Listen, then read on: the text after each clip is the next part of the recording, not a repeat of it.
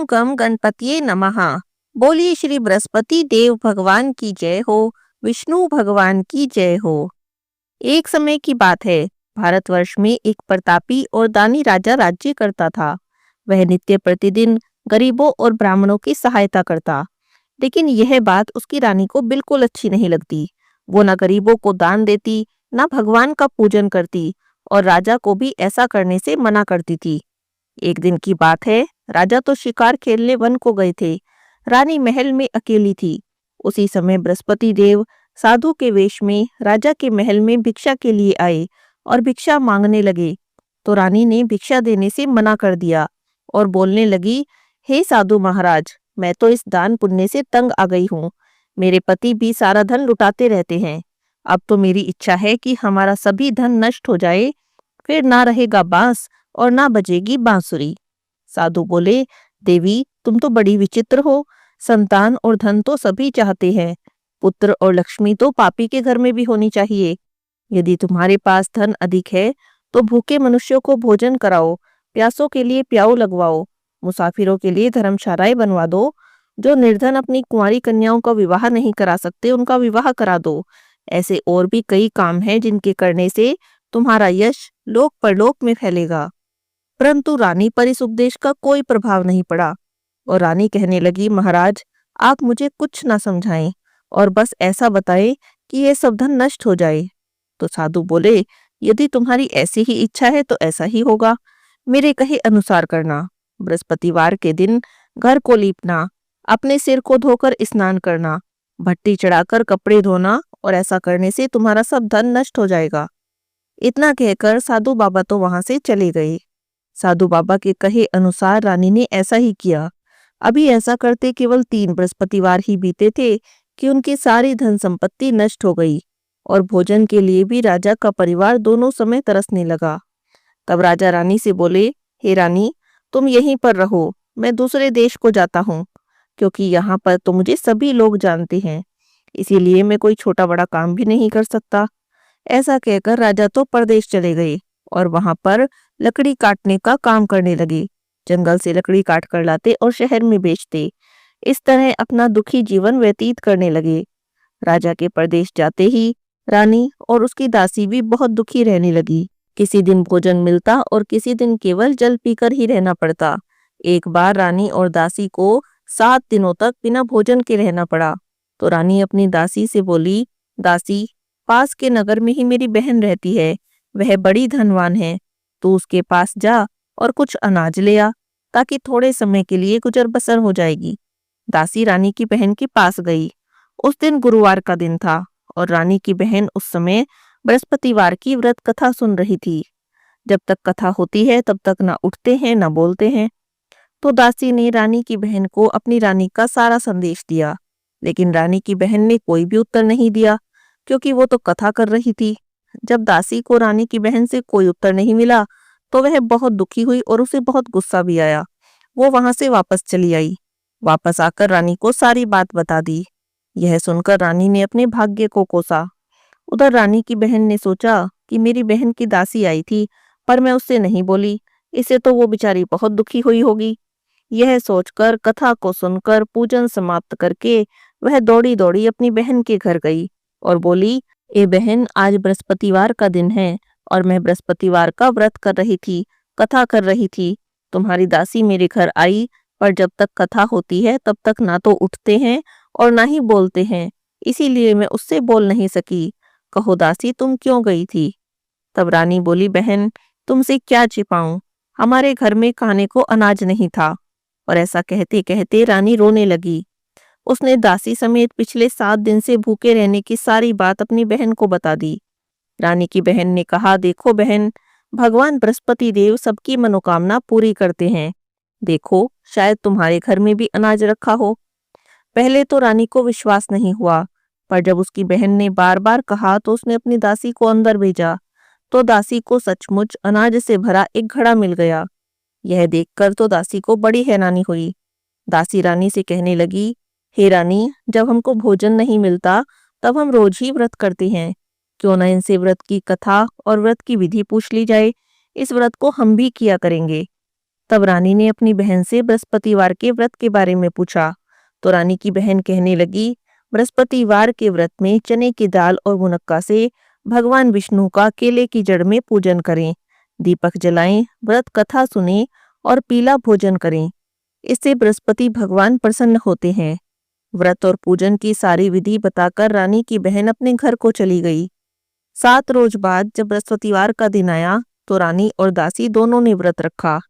गुड़साल में जाकर चना और गुड़ लेकर आई, केले की जड़ में भगवान विष्णु का पूजन किया। अब भोजन पीला कहाँ से लाए, इस बात को लेकर दोनों बड़ी दुखी हुई, पर क्योंकि उन्होंने पूरी श्रद्धा से व्रत किया था इसलिए बृहस्पति भगवान उनसे प्रसन्न थे। एक साधारण व्यक्ति का रूप धारण करके 2 थालों में सुंदर पीला भोजन लेकर आए और दासी को दे गए। भोजन पाकर तो दासी बहुत प्रसन्न हुई। रानी के साथ मिलकर उसने भोजन किया। उसके बाद तो वे हर बृहस्पतिवार को व्रत और पूजन करने लगी। बृहस्पति भगवान की कृपा से उनके पास फिर से धन संपत्ति आ गई और रानी फिर पहले की तरह आलस करने लगी। तब दासी ने कहा, देखो रानी, तुम पहले भी इसी तरह आलस करती थी। तुम्हें धन के रखने में कष्ट होता था, इसी कारण सभी धन नष्ट हो गया। अब बृहस्पति भगवान की कृपा से हमें धन मिला है, तुम्हें फिर से आलस होता है। रानी को समझाते हुए दासी ने कहा, बड़ी मुसीबतों के बाद हमने यह धन पाया है, हमें तो दान पुण्य करना चाहिए। भूखे मनुष्यों को भोजन कराओ और धन को शुभ कार्यों में खर्च करो। इससे तुम्हारे कुल का यश बढ़ेगा, स्वर्ग की प्राप्ति होगी और पितृ प्रसन्न होंगे। दासी की बात मानकर रानी अपना धन शुभ कार्यों में खर्च करने लगी, इससे कि पूरे नगर में उसका यश फैलने लगा। उधर राजा परदेश में बड़ा दुखी जीवन व्यतीत कर रहा था। जंगल से लकड़ी काट कर लाता और शहर में बेचता। किसी दिन पैसे मिलते और किसी दिन नहीं मिलते। एक दिन दुखी हो गया, जंगल में ही एक पेड़ के नीचे आसन जमा कर बैठ गया।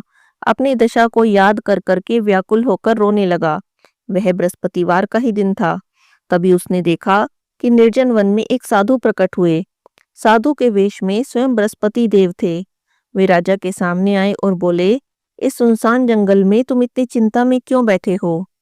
तब राजा ने अपने दोनों हाथ जोड़ लिए और कहने लगा, महात्मा जी, आप तो सब कुछ जानने वाले हैं, मैं आपसे क्या कहूँ। इतना कहकर रोने लगा और साधु को सारी बात बता दी। महात्मा जी बोले कि तुम्हारी पत्नी ने बृहस्पतिवार के दिन बृहस्पति भगवान का अपमान किया था, जिसके कारण रुष्ट होकर तुम्हारी यह दशा हो गई है। अब तुम चिंता मत करो और मेरे कहे अनुसार करो, तुम्हारे सभी कष्ट दूर हो जाएंगे।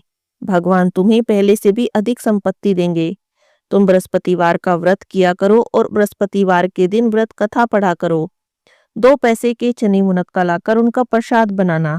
एक लोटे में शुद्ध जल लेकर शक्कर मिलाकर अमृत तैयार करना। कथा करने के बाद सारे परिवार को और सुनने वाले प्रेमियों में अमृत और प्रसाद बांटकर अपने आप भी ग्रहण करना। ऐसा करने से भगवान प्रसन्न होंगे और तुम्हारी सभी मनोकामनाएं पूरी करेंगे। साधु की बातों को सुनकर राजा कहने लगा, हे प्रभु, मैं एक साधारण सा लकड़हारा हूँ। मुझे लकड़ी बेचकर इतना पैसा नहीं मिलता कि भोजन करने के बाद कुछ बचा सकूं। मैंने रात्रि स्वप्न में अपनी पत्नी को बहुत व्याकुल देखा है। मेरे पास कुछ भी नहीं जिससे मैं उसकी खबर तक मंगा सकूं।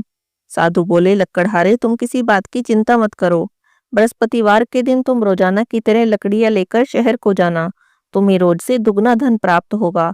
तुम भली भांति भोजन कर लोगे और बृहस्पति देव की पूजा का सामान भी आ जाएगा। तब वह लकड़हारा बोला, लेकिन प्रभु, मैं कौन सी कथा कहूँ, ये भी मुझे कुछ ज्ञात नहीं। तब साधु बोले, तुम चिंता मत करो, मैं तुम्हें बृहस्पतिवार की कथा भी बताता हूँ। ऐसा कहकर साधु बाबा लकड़हारे को बृहस्पति देव की कहानी सुनाने लगे। बहुत समय पहले की बात है। एक ब्राह्मण था, बहुत ही निर्धन था। उसके कोई संतान भी नहीं थी। उसकी स्त्री बहुत मलिनता के साथ रहती थी। वह कभी स्नान न करती, देवता का पूजन न करती। इस बात से ब्राह्मण देवता बड़े दुखी थे। बेचारे बहुत कुछ कहते थे, परंतु उसका कुछ भी परिणाम नहीं निकलता था। भगवान की कृपा से ब्राह्मण की स्त्री के कन्या रूपी रत्न पैदा हुआ। वह कन्या बड़ी होने पर प्रातःकाल स्नान करके विष्णु भगवान का जाप और बृहस्पतिवार का व्रत करने लगी। अपने पूजा पाठ को समाप्त करके विद्यालय जाती तो अपनी मुट्ठी में जौ भर कर ले जाती और पाठशाला के मार्ग में डालती जाती। तब ये जो स्वर्ण के हो जाते तो लौटते समय इनको बीनकर घर ले आती। एक दिन वह बालिका सूप में उन सोने के जौ को फटककर साफ कर रही थी। तब उसके पिता ने देख लिया और कहने लगे, हे बेटी, सोने के जौ को फटकने के लिए तो सूप भी सोने का होना चाहिए। दूसरे दिन बृहस्पतिवार था। इस कन्या ने व्रत रखा और बृहस्पति देव से प्रार्थना की कि मैंने आपकी पूजा सच्चे मन से की है, तो मेरे लिए सोने का सूप दे दो। बृहस्पति देव ने उसकी प्रार्थना स्वीकार कर ली। रोजाना की तरह वह कन्या जौ फैलाती हुई जाने लगी। जब लौटकर जौ बीन रही थी तो बृहस्पति देव की कृपा से सोने का सूप मिला। उसे लेकर वह घर आ गई और उसमें जौ साफ करने लगी, परंतु उसकी माँ का तो वही ढंग था। एक दिन की बात है, वह कन्या सोने के सूप में जौ साफ कर रही थी। उसी समय उस शहर का राजपुत्र वहां से होकर निकला। इस कन्या के रूप और कार्य को देखकर मोहित हो गया और अपने घर जाकर भोजन और जल त्याग कर उदास होकर लेट गया। जब राजा को इस बात का पता चला तो अपने प्रधानमंत्री के साथ उसके पास गए और कहने लगे, हे बेटा, तुम्हें किस बात का कष्ट है? किसी ने तुम्हारा अपमान किया है या और कोई कारण है? मुझसे कहो, मैं वही कार्य करूँगा जिससे तुम्हें प्रसन्नता हो। अपने पिता की राजकुमार ने बातें सुनी तो वो कहने लगा, मुझे आपकी कृपा से किसी बात का दुख नहीं है। किसी ने मेरा अपमान भी नहीं किया है, पर मैं उस लड़की से विवाह करना चाहता हूँ जो सोने के सूप में जौ साफ कर रही थी। यह सुनकर तो राजा आश्चर्य में पड़ा और कहने लगा, हे बेटा, इस तरह की कन्या का पता तो तुम ही लगाओ। मैं उसके साथ तेरा विवाह अवश्य ही करवा दूंगा। तब राजकुमार ने लड़की के घर का पता बताया। मंत्री उस लड़की के घर गए और ब्राह्मण देवता से सभी हाल कहा। तब ब्राह्मण की कन्या का विवाह राजकुमार के साथ हो गया। कन्या के घर से जाते ही पहले की भांति ब्राह्मण देवता के घर में करीबी का वास हो गया। भोजन के लिए अन्न भी बड़ी मुश्किल से मिलने लगा। एक दिन दुखी होकर ब्राह्मण देवता अपनी पुत्री के पास गए। जब बेटी ने पिता की दुखी अवस्था को देखा और अपनी माँ का हाल पूछा तो ब्राह्मण ने सभी हाल कह दिया। तब कन्या ने बहुत सा धन दिया और अपने पिता को विदा कर दिया। ब्राह्मण का कुछ समय तो सुखपूर्वक व्यतीत हुआ। कुछ दिनों बाद फिर से वही हाल हो गया। ब्राह्मण फिर अपनी कन्या के घर यहाँ गए और सारा हाल कहा। तब लड़की कहने लगी, पिताजी, आप माताजी को यहाँ लिवा लाओ, मैं उन्हें विधि बताऊंगी जिससे गरीबी दूर हो जाए। तब ब्राह्मण देवता अपनी पत्नी को साथ लेकर गए। तब बेटी अपनी माँ को समझाने लगी, हे माँ, तुम प्रातःकाल स्नान करके विष्णु भगवान का पूजन किया करो तो सब दरिद्रता दूर हो जाएगी। परंतु उसकी माँ ने उसकी एक भी बात नहीं मानी और सुबह उठते ही अपनी पुत्री के बच्चों की जूठन को खा लिया। एक दिन उसकी पुत्री को बहुत गुस्सा आया तो एक रात कोठड़ी से सभी सामान निकाल दिया और अपनी माँ को उसमें बंद कर दिया। सुबह सवेरे उसमें से निकाला और स्नान करा के पाठ पूजा करवाई। तब उसकी माँ की बुद्धि ठीक हो गई। फिर वह प्रत्येक बृहस्पतिवार को व्रत रखने लगी। इस व्रत के प्रभाव से उसकी माँ बहुत ही धनवान हो गई, पुत्रवान हो गई। बृहस्पति जी के प्रभाव से ब्राह्मण ब्राह्मणी इस लोक के सुख भोग कर स्वर्ग को प्राप्त हुए। बोलिए विष्णु भगवान की जय हो, बृहस्पति देव भगवान की जय हो। इस तरह कहानी कहकर साधु बाबा वहाँ से अंतर्ध्यान हो गए। धीरे धीरे समय बीता और बृहस्पतिवार का दिन आया। लकड़हारा जंगल से लकड़ी काटकर शहर में बेचने गया। उस दिन उसे और दिन से अधिक पैसे मिले। राजा ने चना गुड़ लाकर गुरुवार का व्रत किया, बृहस्पति भगवान की पूजा की। उस दिन से उसके सभी कलेश दूर हो गए। पर जब दोबारा गुरुवार का दिन आया तब व्रत करना भूल गया। इस कारण बृहस्पति भगवान नाराज हो गए। उस दिन उस नगर के राजा ने विशाल यज्ञ का आयोजन किया और शहर में घोषणा करा दी कि कोई भी मनुष्य अपने घर में भोजन नहीं बनावे, ना आग जलावे। सब लोग मेरे यहाँ भोजन करने आए। इस आज्ञा को जो ना मानेगा उसे फांसी की सजा दी जाएगी। इस तरह की घोषणा संपूर्ण नगर में करवा दी गई। राजा की आज्ञा के अनुसार शहर के सभी लोग भोजन करने आए, लेकिन लकड़हारा कुछ देर से पहुंचा। इसीलिए राजा उसे अपने साथ अपने घर ले गए और ले जाकर भोजन कराने लगे तो रानी की दृष्टि उस खूंटी पर पड़ी जिस पर कि उसका हार लटका हुआ था। वह हार उसे वहां पर दिखाई नहीं दिया। तब रानी ने सोचा कि मेरा हार इसी मनुष्य ने चुराया है। उसी समय सिपाही बुलाकर उसको कारागार में डलवा दिया। अब लकड़हारा कारागार में पड़ गया और बहुत दुखी होकर सोचने लगा कि ना जाने कौन से पूर्व जन्म के कर्म से मुझे यह दुख प्राप्त हुआ है। उन्हीं साधु को याद करने लगा जो जंगल में मिला था। उसी समय तत्काल बृहस्पति देव साधु के रूप में प्रकट हुए। उसकी दशा को देखकर कहने लगे, अरे मूर्ख, तूने बृहस्पति देव की कथा नहीं की, इस कारण तुझे यह दुख प्राप्त हुआ है। अब तू चिंता मत कर, बृहस्पतिवार के दिन कारागार के दरवाजे पर 4 पैसे पड़े मिलेंगे। इन्हीं से तू बृहस्पति देव की पूजा करना, तेरे सभी कष्ट दूर हो जाएंगे। बृहस्पतिवार के दिन राजा को 4 पैसे पड़े मिले। तब उसने कथा की और व्रत किया। उसी रात को बृहस्पति देव ने नगर के राजा को स्वप्न में कहा, हे राजा, तुमने जिस आदमी को कारागार में बंद किया है वह निर्दोष है, वह तो राजा है, उसे छोड़ दो। रानी का हार उसी खूंटी पर लटका है। अगर तू ऐसा नहीं करेगा तो मैं तेरे राज्य को नष्ट कर दूंगा। इस तरह के रात्रि स्वप्न को देखकर जब राजा प्रातःकाल उठा और खूंटी पर हार देखकर लकड़हारे को बुलाकर क्षमा मांगने लगा।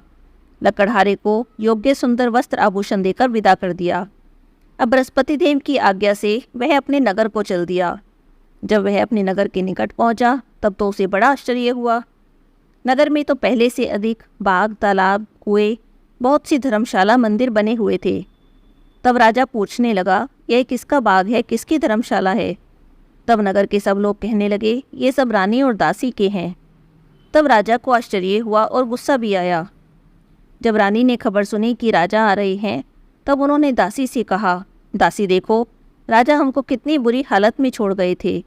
हमारी ऐसी हालत देखकर वह लौट न जाएं, इसीलिए तुम दरवाजे पर खड़ी हो जाओ। आज्ञा के अनुसार दासी दरवाजे पर खड़ी हो गई। राजा आए तो उन्हें अपने साथ ले आई। तब राजा ने क्रोध करके अपनी रानी से पूछा, बताओ यह धन तुम्हें कैसे प्राप्त हुआ है? तब वह कहने लगी, हमें यह धन बृहस्पति देव के व्रत के प्रभाव से प्राप्त हुआ है।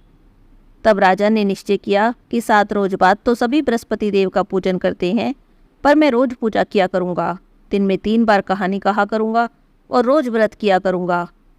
अब तो हर समय राजा के दुपट्टे में चने की दाल बंधी रहती और दिन में 3 बार कहानी कहता। एक दिन राजा ने सोचा, चलो अपनी बहन के यहाँ हो आए। इस तरह सोचकर राजा घोड़े पर सवार हो अपनी बहन के यहाँ चला गया। मार्ग में उसने देखा कि कुछ आदमी एक मुर्दे को लिए जा रहे हैं। उन्हें रोककर राजा कहने लगा, भाई, मेरी बृहस्पति देव की कथा सुन लो। तब वे आदमी बोले, लो, हमारा तो आदमी मर गया है, इसको अपनी कथा की पड़ी है। परंतु कुछ आदमी बोले, अच्छा कहो, हम तुम्हारी कथा भी सुन लेंगे। राजा ने दाल निकाली और जब कथा आदि हुई, मुर्दा हिलने लग गया और जब कथा समाप्त हो गई तो राम राम करके वह मनुष्य खड़ा हो गया। राजा आगे चला। आगे उसे एक किसान खेत में हल चलाता मिला। राजा ने उसे देखा और कहा, अरे भाई, मेरी बृहस्पतिवार की कथा सुन लो। किसान कहने लगा, जब तक तेरी कथा सुनूंगा तब तक तो 4 हरैया जोत लूँगा। तू जा, अपनी कथा किसी और को सुना दे। राजा आगे चलने लगा। राजा के हटते ही बैल पछाड़ खाकर गिर गए और किसान के पेट में बड़ी जोर का दर्द होने लगा। उसी समय उसकी माँ रोटी लेकर आई। उसने जब ये हाल देखा तो अपने बेटे से सब हाल पूछा। बेटे ने सभी हाल कहा तो बुढ़िया दौड़ी दौड़ी घुड़सवार के पास गई और उससे कहने लगी, मैं तेरी कथा सुनूंगी, तो अपनी कथा मेरे खेत पर चलकर कहना। तब राजा ने बुढ़िया के खेत पर जाकर कथा कही। कथा सुनते ही बैल उठ खड़े हुए और किसान के पेट का दर्द भी बंद हो गया। राजा अपनी बहन के घर पहुंच गया। बहन ने भाई की खूब मेहमानी की। दूसरे दिन राजा सुबह उठा तो देखने लगा कि सब लोग भोजन कर रहे हैं। तब राजा बहन से कहने लगा, बहन, ऐसा कोई मनुष्य हो जिसने भोजन ना किया हो तो मेरी बृहस्पतिवार की कथा सुन ले। तब बहन कहने लगी, भाई, ये देश तो ऐसा ही है, यहाँ पहले लोग भोजन करते हैं, बाद में कुछ और काम करते हैं, लेकिन अगर कोई पड़ोस में हो तो मैं देख आऊं। ऐसा कहकर वह देखने गई, पर उसे एक भी ऐसा व्यक्ति नहीं मिला जिसने भोजन न किया हो। हार कर वह एक कुम्हार के घर गई। उसका लड़का बीमार था। बहन को पता चला कि उनके यहाँ 3 दिन से किसी ने भोजन नहीं किया। तब रानी ने अपने भाई की कथा सुनने के लिए कुम्हार से कहा तो वह तैयार हो गया। राजा ने जाकर बृहस्पतिवार की कथा कही। कथा सुनते ही उसका लड़का ठीक हो गया। अब तो राजा की प्रशंसा होने लगी। एक दिन राजा ने अपनी बहन से कहा, हे बहन, हम अपने घर को जाएंगे, तुम भी तैयार हो जाओ। राजा की बहन ने अपनी सास से कहा तो सास कहने लगी, हाँ चली जाओ, पर अपने बच्चों को मत ले जाना, क्योंकि तुम्हारे भाई की कोई औलाद नहीं है। तब बहन ने भाई से कहा, भैया मैं तो चलूँगी, पर कोई बालक नहीं जाएगा। राजा कहने लगा, जब कोई बालक नहीं जाएगा तब तुम ही क्या करोगी। बड़े दुखी मन से राजा अपने नगर को लौट आया। आकर दुखी होकर उदास होकर बैठ गया।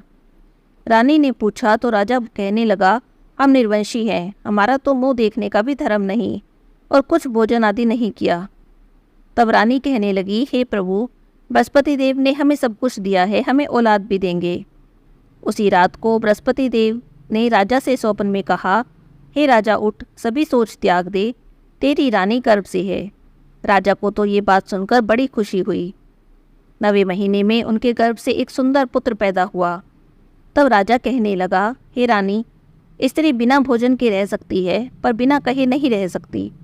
जब मेरी बहन आए तो तुम कुछ मत कहना।